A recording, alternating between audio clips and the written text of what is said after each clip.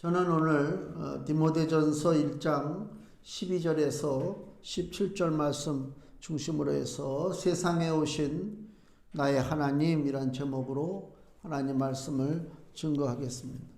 이 디모데전서는 사도 바울이 자기 그 신앙의 아들, 믿음의 아들 디모데에게 쓴 그 편지입니다. 그래서 우리가 이거를 목회서신이라고 그래요. 디모데 목사에게 바울이 너 교회를 목회하려면 이렇게 해야 돼 해가지고 쓴 글이 이 디모데 전서입니다. 그러면 이 디모데 전서는 그럼 목사들만 봐야 되는가? 그게 아니고 목회자뿐만이 아니라 우리 성도들도 귀한 복음의 직분을 가졌잖아요. 그 교회는 목사가 뭐 이루는 그 교회가 아니고요. 교회는 그 전체 구성원들이 자기의 직분 맡은 것에 충실할 때에 교회가 튼튼하게 세워져 나가는 거예요. 그래서 목사의 심정과 교회 직분자들의 심정이 같아야 돼요. 따로 놀면 안 된단 말이에요. 국가가 발전하려면 그죠? 상하가 나눠져 있으면 안 되잖아요. 그러니까 국가를 경영하는 지도층과 밑에서 있는 백성들의 마음이 일치가 됐을 때 그 국가가 강력한 국가가 되는 거지, 서로 딴 생각을 가지고 살면 그 국가는 겉으로는 화려할지 몰라도 막상 어떤 결정적인 문제가 생기면 넘어질 수밖에 없습니다. 서로 따로 어긋나 있기 때문에 굳건하게 서 있을 수가 없죠. 디모데전서는 목회서신이지만 오늘 복음의 직분을 가진 성도들에게 귀한 가르침과 영적 교훈이 된다. 이 오늘 1장 말씀 보면 바울이 예수 그리스도의 일꾼이 되었잖아요. 예수님의 일꾼이 됐단 말이에요. 복음의 일꾼이 되기까지 그 과정이 있어요. 그러니까 쉽게 얘기하면 우리 현재 언어로 얘기하면 학교 나와가지고 신대원 나와서 그 다음에 이제 뭐 전도사 노회에서 전도사 시험 보고 그 다음에 총회에서 강도사 시험 보고 그 다음에 또 목사고시 보고 목사 안수 받고 그래서 목사가 됐다 이렇게 얘기하잖아요. 그냥 단순하게 인간의 눈으로 보면 신학교 졸업하고 뭐 여러 가지 시험을 거쳐서 나중에 안수 받아서 목사가 됐구나 이렇게 일반적으로 볼 수 있죠. 근데 여기 디모데 전서에서 얘기하는 건 뭐냐면 이 모든 과정은 사람들이 만들어 놓은 이런 과정을 겪는 것이 중요한 것이 아니라 그 모든 과정에 누가 개입하고 계시느냐, 우리 주 예수 그리스도가 개입하고 계시다. 이게 중요한 거예요. 그 얘기는 무슨 얘기냐면 목사 되는 것에만 예수님이 개입하는 게 아니고 우리들이 인생 사는데 모든 일들을 이루고 나가잖아요. 뭐 어디 직장 생활을 하든 가정주부로 있든 학생으로 있든 모든 삶을 각자 나름대로 자기 있는 그 위치에서 살아가고 있는데 그 모든 과정이 그래 모양 절차를 따라서 그냥 난 이렇게 움직이는 거야. 그렇게 생각하는 것은 불신앙적 생각이고 진짜 믿음의 생각은 뭐예요? 내가 어느 처소에서 어떠한 일을 감당하고 있든지 간에 그 모든 과정에는 누가 개입하고 계시다? 우리 주님이 개입하고 계시다. 주님의 손길이 함께 하신다. 그거를 인식을 해야 돼요. 그래야 감사가 나오고 그래야 평강이 와요. 모든 일에 아슬아슬한 일들이 많잖아요. 우리 삶 속에 아슬아슬해. 그런 것을 내 힘만 가지고 살아나간다? 그러니까 평강이 없지. 그러나 실상은 모든 되어지는 일들이 내 의지와 상관없어요. 내 능력과 상관없어요. 하나님이 주장하고 계셔요. 예수님이 이끌고 계셔요. 쉽게 얘기하면 우리가 잠잘 때요. 잠잘 때 죽은 거하고 똑같아. 잠잔 게. 내가 볼 때는. 어저께인가 그저께 밤에 그랬다 그러는데 내가 코를 너무 골아가지고 진짜 우리는 그 복도식 아파트라서 방에서 코 열심히 골면요. 저 엘리베이터가 있는 사람들까지 엘리베이터 탈 때 다 들릴 정도로. 근데 나는 전혀 그걸 인식을 못 하거든요. 내가 왜 이렇게 코를 골았지? 인식 못 해. 그렇게 난리를 치고 옆에 사람들 저거 해도 나는 인식을 못 한다니까. 그 순간에도 어떻게 내 심장은 뛰고 있어요. 그죠? 내 이 신경을 움직이고 있다니까. 피가 혈액이 흐르고 있습니다. 내가 혈액이 머리서부터 발끝까지 자는 동안도 잘 흘러야 되는데, 심장이 제대로 착착 이렇게 움직여줘야 되는데, 그렇게 생각하고 잠잡니까? 아무런 생각 없잖아요. 아이고 피곤하다 눕는단 말이에요.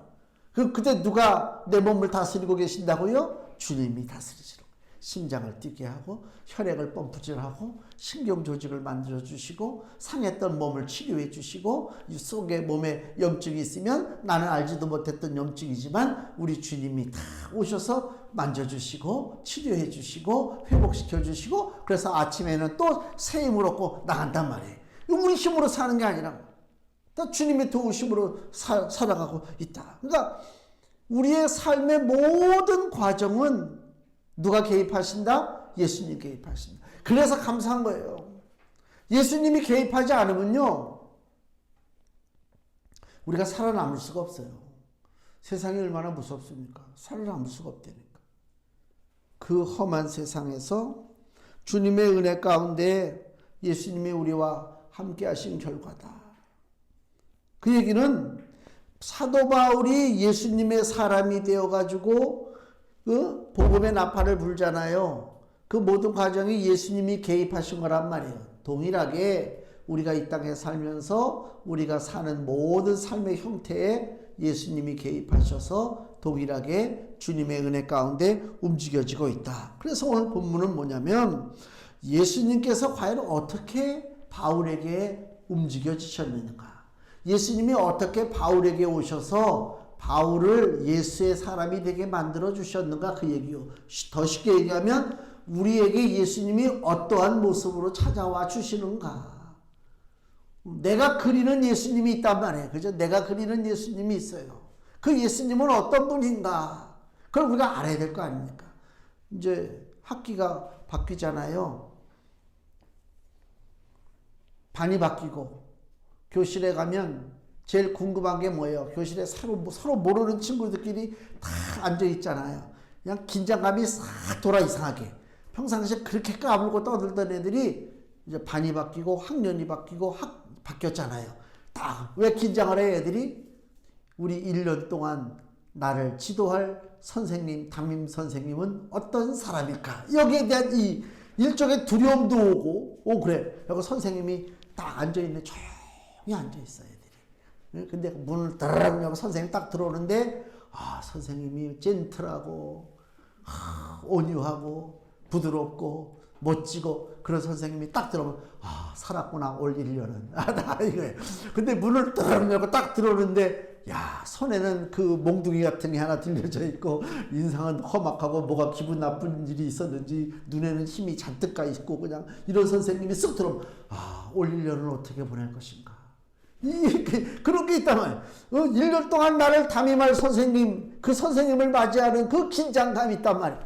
우리는 여러분 일생을 우리가 살다가 이 땅에서 삶이 얼마일지 모르지만 살다가 이제 영원한 삶으로 들어가잖아요. 그 영원한 삶은 누구랑 같이 한다고요? 예수님과 같이 해요. 근데 그 나랑 영원토록 같이 할 예수님이 어떤 분인지 관심이 없어? 이건 뭐가 잘못돼도 보통 잘못된 게 아니지. 옛날에 세를 가잖아요. 전세, 월세 살잖아요. 전세, 월세 살 때 제일 신경 쓰는 게 뭐예요? 옛날부터 지금도 마찬가지지. 집주인이 어떤 사람인가. 그게 제일 중요해요. 유난하고 그냥 별 이상한 사람 같은 주인을 만나면요. 보통 피곤한 게 아닙니다. 그 전세 기간이 얼마인지 월세 기간이 얼마인지 모르지만 그 짧은 삶을 사는데 나와 같이 사는 그 집주인 노릇하는 주인 노릇하는 그 사람. 그 사람이 어떤 사람인가에 따라서 내 삶이 피곤하냐, 내 삶이 행복하냐 결정되잖아요. 근데 우리가 영원토록 살아야 되는데 내 영원한 삶을 주장하실 그 예수 그리스도, 그분이 나에게 어떻게 역사하시고 나에게 어떤 모습으로 오시는가에 대해서 전혀 관심이 없다. 이건 내 인생에 대해서 무책임한 거다. 그렇잖아요. 무책임하지. 그렇게 하면 안 되지. 준비해야 될 거 아닙니까? 준비해야 된다니까. 텔레비전 선전 중에 가장 기분 나쁜 선전 중 하나가 보험 선전하는 건가? 뭐 그래. 뭐 젊었을 때는 뭐 때문에 뭐 무슨 문제가 있고 이제 나이가 드니까 고혈압이 오고 조금 오니까 뭐 관절이 잘못되고 조금 오니까 중풍이 오고 조금 오니까 치매가 오고 뭐 이런 선전이 있어요. 그래서 어떡하라고? 그러면 보험 들면 중풍도 안 오고 치매도 안 오고 죽지도 않는가? 거기에 인생의 초점을 맞추기 시작하면요 우리가 살아갈 수가 없어요. 살아갈 수가 없어요. 내가 웬만해서는 내가 점잖아가지고 욕을 잘 안 해요. 내가 웃는다는 얘기는 욕을 하는 걸로 다 인정하는 건데 이상하네. 웬만해서 욕을 안 하는데 이 텔레비전에 아침 프로 이렇게 밥 먹으면서 보면 이게 여자들이 나와가지고 또 이렇게 하면 또 공격받는 거 아닌지 모르겠네. 나와가지고 제가 피부가요 너무 좋아요. 그냥 막 배고 깎고 막 그러면 그 비결을 알려주세요. 그러면요 그 또 집에 가가지고 그 피부에 그 배고 같은 피부를 유지하기 위해서 뭐 듣도 보도 못한 이상한 음식을 막 쓸어서 먹고 뭐 그 다음에 얼굴에다 뭐 딥다 뿌려가면서 뭐 하루 종일 그 짓 하고 살아. 아이고 불쌍한 거요 그게. 나 그래서 그걸 멍청하다고 그러는 거예요 그게. 하루 종일 그 짓 하고 살라고 그래 보세요. 인생을 이길 수 있나? 나이를 이길 수 있나? 세월을 이길 수 있나? 제대로 지혜로운 사람이라면요 내가 세월을 이길 수 없다고 하는 사실을 빨리 인정해야 돼요. 받아들여야 돼요. 내 변하는 모습에 받아들여야 돼요. 그리고 어디다 관심을 가지라고요? 영원하게 살아가는 내 모습이요. 누구와? 예수님과 살아갈 내 모습에 초점을 맞춰야 돼. 그게 신앙입니다. 그러니까 우리가 이 신앙생활이라고 하는 것은 교회 와서 우리가 예배드리고 하나님 말씀 듣는 이 삶 자체는요 세상에서 그냥 살다 보면 세상이 난지 내가 세상인지 구별이 안 돼. 그냥 어우러져서 산단 말이에요. 하나님의 뜻은 뭐예요? 너희도 그렇게 살지 말라는 거예요. 세상 속에 살지만 너희는 세상이 아니야. 세상 속에 살지만 너희는 하나님의 자녀야. 어둠 속에 산다고 너희가 왜 어둠이야? 어둠 속에 살지만 너희는 빛이야. 이게 하나님 뜻이거든요. 그래서 교회 와서 말씀 듣고 교회 와서 예배 드리는 이 과정을 뭐냐면요 내 본분을 잊지 말라는 거예요. 나는 어떤 사람? 나는 빛의 사람이요 나는 하늘의 사람이요 하늘 시민권이 있잖아요. 하늘에 속한 사람이다. 나는 세상 사람처럼 똑같이 썩어질 것에 매달려가지고 벌벌 떨고 거기에 목숨을 걸고 거기에 투자하고 이렇게 살아가는 사람이 아니라 나는 그런 차원이 아닌 더 영적인 차원 더 높은 것을 바라보고 살아가는 존재다 라고 하는 것을 깨우치기 위해서 주일날 교회 나와 예배하고 말씀을 듣는 거예요. 이게 중요해요. 근데 그 교회에서 여전히 세상적인 얘기만 나와. 여전히 육신적으로 살 것에 대한 얘기만 나와. 육신에 문제가 있습니까? 아유 그러면요 이걸로 해결하세요. 상담하고 큐티하고 기도하고 육신의 문제 이렇게 해결하고. 그래서 하나님의 뜻은 우리가 이 땅에 살아가 육신의 몸으로 살아가고 있지만 영원한 것을 바라보고 하늘 것을 바라보고 하늘에서 왕 나의 구주 예수 그리스도를 바라보고 살게 하는 것이 하나님의 뜻인데도 불구하고 오늘날 수많은 성도들이 수많은 교회가 하늘의 것을 바라보는 것에는 익숙치 아니하고 뭘 바라본다고요? 땅의 것을 바라보고 어떻게 땅의 문제를 해결할 것인가 이것만 갖고 씨름하고 산다니까. 그걸 잘하면은 교회가 능력 있다고 그래. 그 거짓에 넘어가지 말라 이게야. 응? 그러려면 교회가 필요 없지. 몸이 연약하면 병원에 가면 되고 운동하면 되고 엄청나게 세상에 육신적으로 잘 살게 해주는 방법을 가르치는 곳이 많아요. 우리가 핸드폰 메시지도 계속 오잖아요. 주식 투자하면 너만 부자 되게 만들어준다고. 얼마든지 세상에 우리 가르쳐주는 게 많다니까. 운동하는 거 걱정할 게 뭐 있어. 유튜브 틀어놓으면 운동하는 방식 다 해주지. 그렇잖아요. 하늘의 방식으로 사는 것을 가르쳐주는 게 있냐 이거야. 그게 중요하지. 예수님과 동행하는 삶. 주님이 어떻게 오셨느냐? 사도 바울에게 주님에게 오신 그 예수님은요 우리들에게도 동일한 모습으로 오신다 그 얘기입니다. 예수님이 오셔서 보여주셨는데 바울에게는 멋지게 보여주시고 우리한테는 시시하게 보여주고 바울에게는 능력 있게 보여주고 우리에게는 그냥 보잘것없이 예수님이 행하시고 그게 아니고요. 동일하게 바울을 바울되게 만들고 능력 있게 만드신 그 예수 그리스도가 오늘 우리에게도 동일하게 찾아와 주시는 줄로 믿습니다. 내가 붙잡으면 된단 말이에요. 그러면 바울에게 예수님은 어떤 분으로 찾아오셨느냐? 12절 말씀. 나를 능하게 하신 그리스도 예수. 예수님이 어떻게 찾아오셨어요? 나를 능하게 하셨단 말이에요. 나를 능하게 하신 예수 그리스도란 말이에요. 능하게 했다는 얘기는 뭐예요? 뭐든지 할 수 있게끔, 능력 있게 할 수 있게끔. 험난한 세월을 내 힘으로 헤치고 산다고 하는 것은 고통이요 무거운 짐이잖아요. 예기치 못한 많은 일들이 우리 앞을 기다리고 있습니다. 두려워요. 두렵단 말이에요. 하나님 앞에 고백해야 돼요. 기도하실 때. 하나님, 난 두렵습니다. 난 무서워요. 왜요? 무슨 일이 우리 코앞에서 어떻게 벌어질지 모르잖아요. 내 힘만 가지고 어떻게 삽니까? 빌립보서 그 앞에 넘기면 빌립보서 4장 12절 13절 말씀, 신약성경 323페이지, 빌립보서 4장 12절 13절. 내가 비천에 처할 줄도 알고 풍부에 처할 줄도 알아. 아주 비천한, 아주 남들이 무시하는 아주 비천한 입장도 돼봤고요. 많은 것을 가지고도 있었다는 거예요. 풍부에. 모든 일에 배부르며 배고픔과 배부를 때도 있었고 배고플 때도 있었대요. 풍부할 때도 있고 궁핍할 때도 있었대요. 사람이 살면 그렇잖아요. 잘 될 때도 있고 잘 되지 않을 때도 있죠. 일체의 이 모든 일에 내 삶에 어떤 땐 잘 되고 어떤 땐 못 되고 어떤 땐 배고프고 배부르고 궁핍하고 풍부하고 이 모든 일에 인생 살아가는데 비결이 있는데 그 비결이 뭐라고요? 내게 능력 주시는 자 안에서 내가 모든 것을 할 수 있느니라. 예수님의 능력으로 내가 살 수 있습니다. 왜요? 예수님은 나를 능하게 만들어 주셨기 때문에 그래요. 능하게 움직일 수 있게끔 활동적이게끔 살아있게끔 만들어 주신 분이 바로 예수 그리스도라. 그러니까 예수님을 믿는 사람은 결론이 이미 결론져 있어요. 우리가 믿음 안에 바르게 서 있으면 우리 인생의 결론은 뭐라고요? 승리한다. 이겁니다. 승리한다. 그걸 알면 두려움이 없어요. 우리 이스라엘이 그 전쟁을 하잖아요. 지금 이제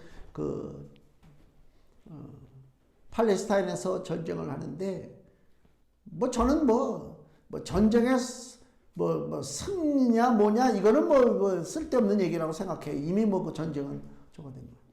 이스라엘의 전쟁 모습을 보면요, 한 가지 특징이 있어요.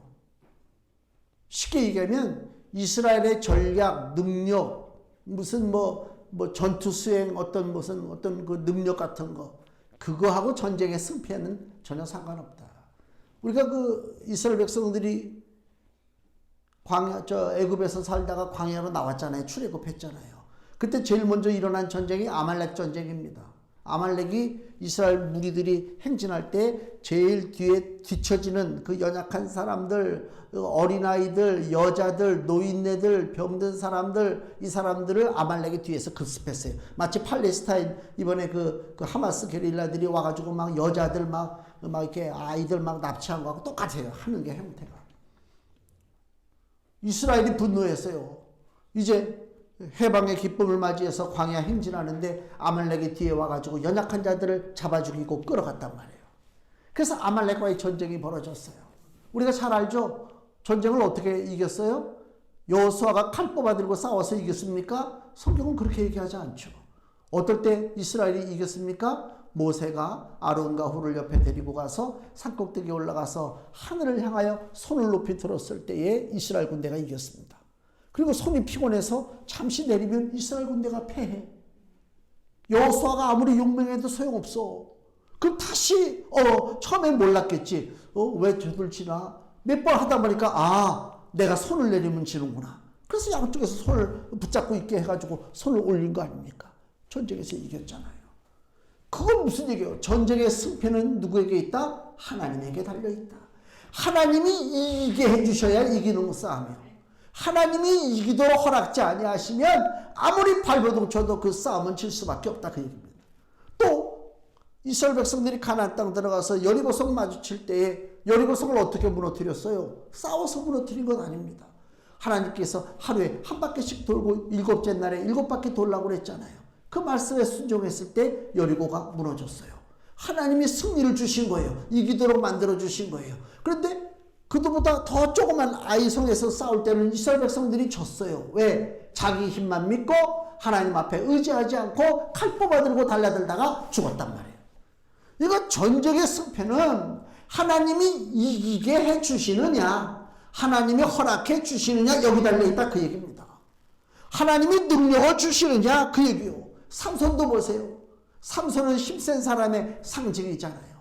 뭐 낙이 턱뼈로다가 뭐 1000명 때려 죽이고 뭐 굉장하죠, 블레셋을. 근데 삼손이 결국은 이기지 못하고 블레셋에 붙잡혀서 눈이 뽑히고 기둥에 묶여 있었잖아요. 삼손이 왜 눈이 뽑히고 묶였습니까? 싸우려고 해도 이미 사사기 16장에 보니까 여호와께서 그를 떠나신 것을 삼손 자신은 몰랐더라. 자기는 몰라. 하나님이 떠났어. 왜? 늘 먹고 마시고 기집애 품에 안겨가지고 내 사명 까먹고 뒹구는 그런 애를 하나님이 이기게 해주실 리가 없지. 그렇잖아요. 하나님이 떠났다는 얘기는 이제부터 삼손의 싸움은 하나님하고 상관없다. 너는 지는 전쟁하고 있다. 그래서 결국은 삼손은 블레셋에 붙잡혀서 눈이 뽑힌 거 아닙니까? 하나님이 전쟁의 승패를 지고 있다. 하나님이 능하게 해주시느냐, 하나님이 지게 해주시느냐, 둘 중에 하나란 말이에요. 그래서 히브리서 12장을 보면 이런 말씀이 있어요.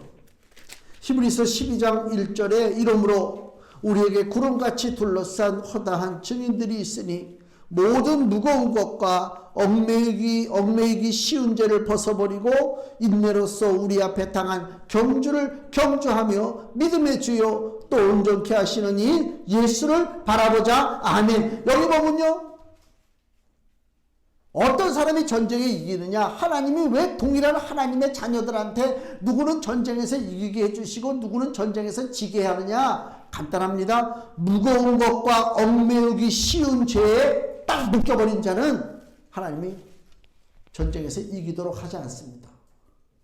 하나님의 뜻을 벗어나서 죄의 무거운 짐을 지고 무거운 그 얽매이기 쉬운 죄는 뭐예요? 자기가 반복하는 죄가 있어요. 자기만 아는 죄가 있다니까. 더 쉽게 얘기하면 마약하는 사람은 계속 마약해요. 아무리 뭐라고 옆에서 뭐 마약이 안 좋다 방송에서 뭐 홍보를 하고 교육을 하고 가르쳐도요, 마약하는 사람들 귀에는 그게 안 들어와요. 나는 이미 거기에 얽매였다니까. 이 얽매이기 쉬운 죄가 있어요. 술에 얽매였어요. 여기 삼손같이 여자한테 얽매였단 말이에요. 안 돼, 안 돼. 그거 예수님을 바라봐야 되는데 바라볼 새가 없어. 그거 얽매여가지고 쩔쩔매는 자를 하나님이 전쟁에서 이기게 만들어 주시겠는가? 안 그렇지. 전쟁에 패할 수밖에 없죠. 바울도 과거에는 이기지 못하는 싸움을 했단 말이에요. 근데 다메섹으로 가는 길에 예수님이 찾아와 주셨어요. 그 예수님이 어떤 예수님이요? 바울을 능하게 하신 예수님이란 말이에요. 앞으로 모든 싸움에서 이기도록 능력을 주시는 예수님이 찾아와 주셨다. 그 얘기입니다. 또 하나는 본문의 14절 15절 말씀 보시면요, 우리 주의 은혜가 그리스도 예수 안에 있는 믿음과 사랑과 함께 넘치도록 풍성하였도다. 미쁘다. 모든 사람이 받을 만한 이 말이요, 그리스도 예수께서 죄인을 구원하시려고 세상에 임하셨다 하였도다. 죄인 중에 내가 괴순이라. 아멘. 이 말씀 뭐예요? 주의 은혜가 왔어요. 예수님이 나에게 은혜의 선물을 가지고 오셨어요. 처음에는 뭘 어떻게 왔다고요? 나에게 능력을 주셨어요. 나를 능하게 하신 예수요. 두 번째는 어떻게 예수님이 오셨다고요? 나에게 은혜를 주셨어요. 여기서 은혜는 뭘 상징하느냐? 구원받는 걸 상징해요. 바울이 구원받았어요. 바울이 구원받았단 말이에요. 잘나서 구원받은 거 아닙니다. 죄 졌어요. 못났어요. 근데 구원시켜요.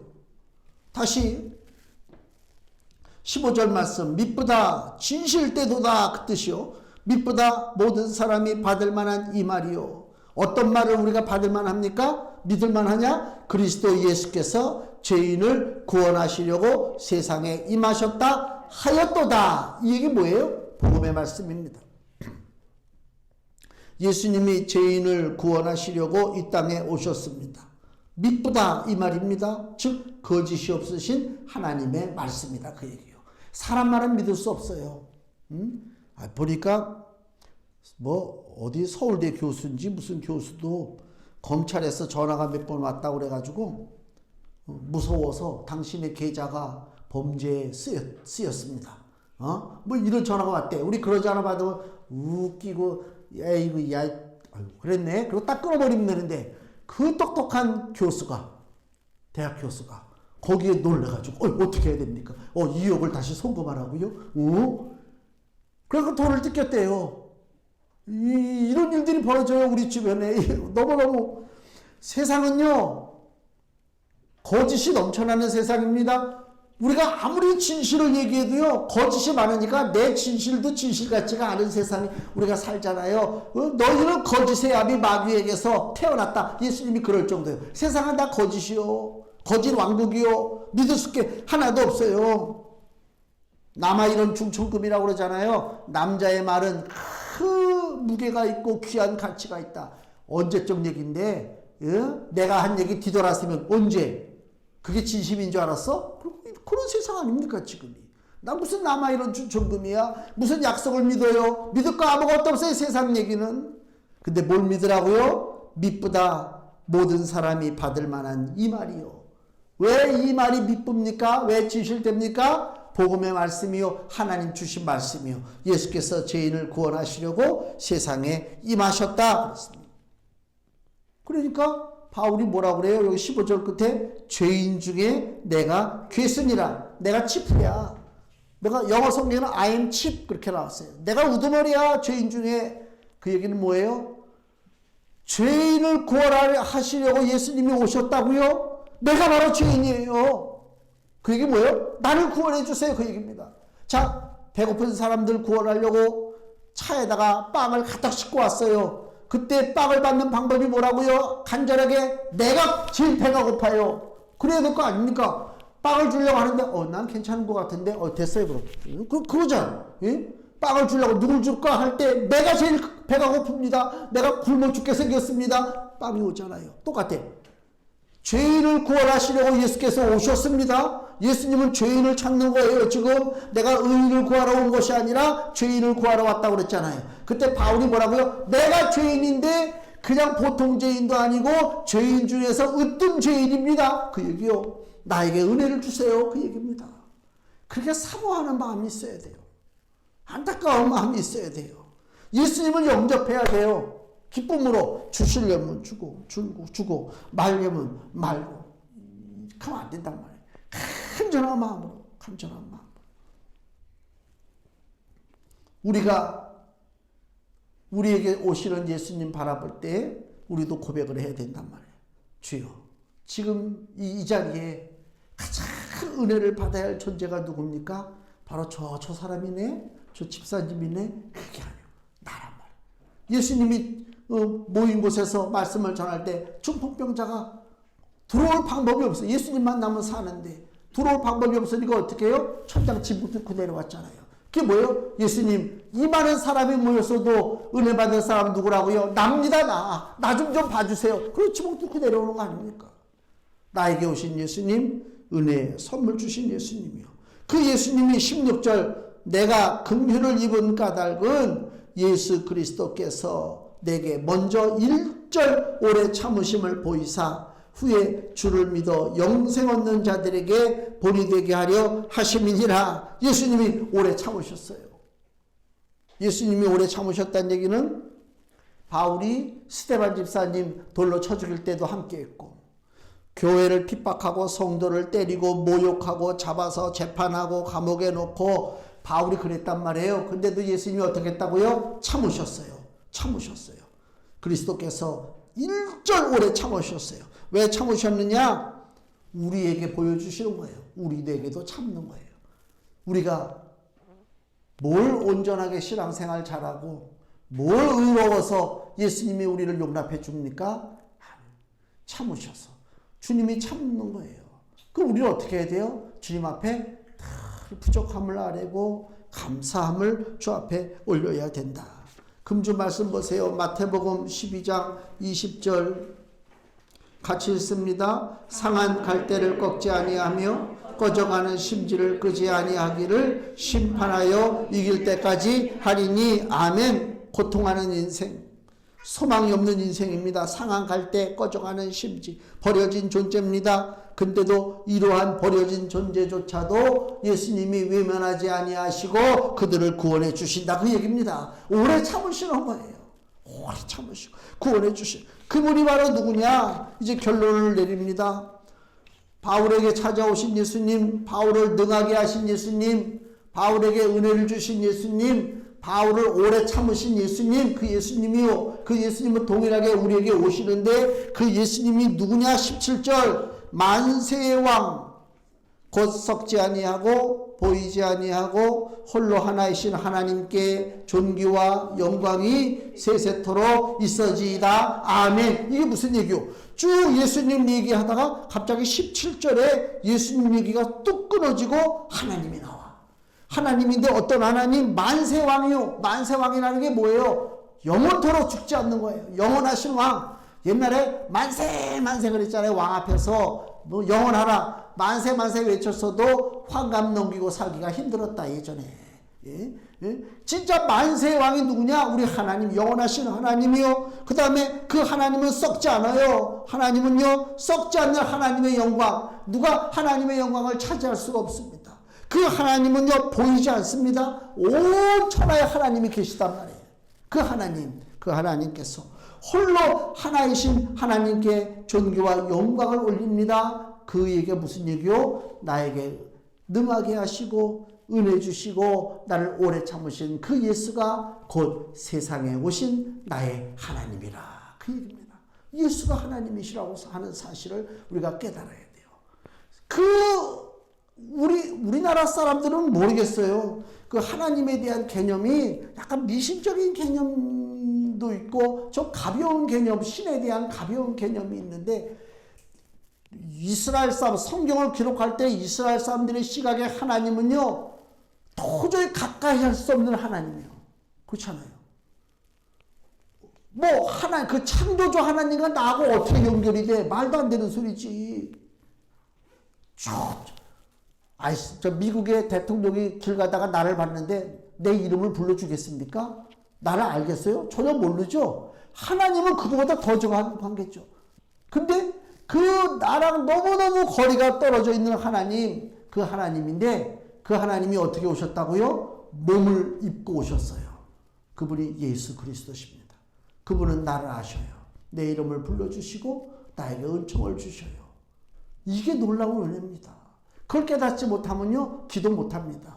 우리가 늘 기도하잖아요. 오후 3시에 십자가 기도하잖아요. 기도하는데 예수의 이름을 붙잡고 기도하잖아요. 그 예수가 나 하나 살리려고 이 땅에 오신 하나님이라고 하는 사실을 깨닫지 못한다면 우리의 기도는 그냥 중언부언하는 이방인 사람들의 기도와 다를 것이 없다.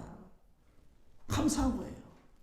그 우주의 창조자 되신 하나님, 인생의 문을 여시는 하나님, 나와 영원토록 동행하시는 하나님, 그 하나님이 이 땅에 오셨는데 누구로 오셨다고요? 나의 주 예수 그리스도로 오신 줄로 믿습니다. 주님을 의지하고 찬송하고 나갈 때에 그 예수님이 나를 떠나지 아니하시고 하나님의 동일한 은혜와 권능과 능력을 우리에게 더하여 주실 줄로 믿습니다. 기도하겠습니다.